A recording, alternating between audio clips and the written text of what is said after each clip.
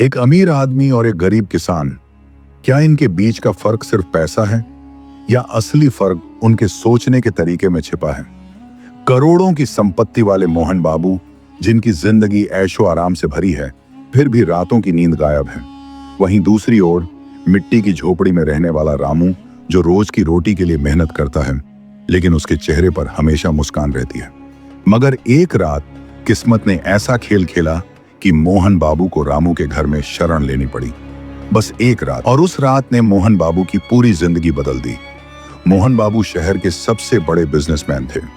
उनकी आलीशान कोठी में नौकर चाकरों की भरमार थी, लेकिन उनके दिल में शांति की जगह नहीं थी। लाखों की गाड़ी में सफर करते हुए भी उनका मन बेचैन रहता। दूसरी ओर गांव के किनारे एक छोटी सी झोपड़ी में रामू अपनी पत्नी और 2 बच्चों के साथ रहता था।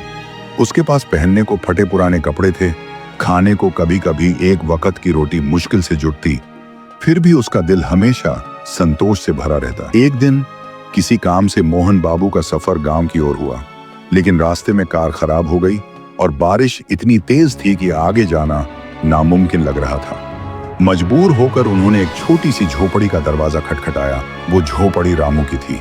रामू ने मुस्कुराते हुए दरवाजा खोला और कहा, साहब अंदर आइए, भले ही घर छोटा है पर दिल बड़ा है। मोहन बाबू, जो हमेशा बड़े बड़े होटलों में ठहरते थे, उस मिट्टी की खुशबू वाली झोपड़ी में एक चारपाई पर बैठ गए। रामू ने अपनी पत्नी से कहा, आज हमारे घर में मेहमान आए हैं, भगवान का आशीर्वाद है, जो भी थोड़ी बहुत रोटी है वही बना दो। रात के खाने में सिर्फ सूखी रोटी और नमक था। मोहन बाबू के लिए यह नजारा बिल्कुल नया था। उन्होंने देखा कि रामू के बच्चे आधे पेट खाकर भी हंसते खेलते सो गए।